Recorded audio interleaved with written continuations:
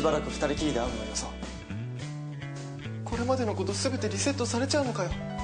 俺は何もそこまで。近づくな！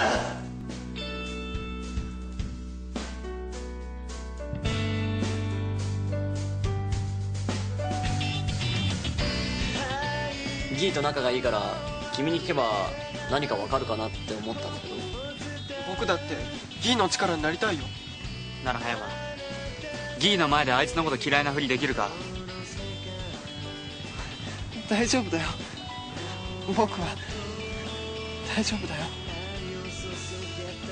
匠、ごめん、痛かった。大丈夫、匠。もしかしてお前誰かに近寄られただけで本当そうなあの感覚。どうしよう。俺がいたから見舞いに来なかった。お前葉山を守るつもりで裏目に出てる。そのこと分かってるのか？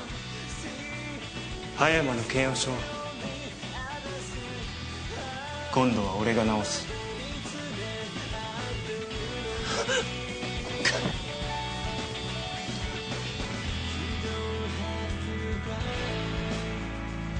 俺は匠が好きなんだ。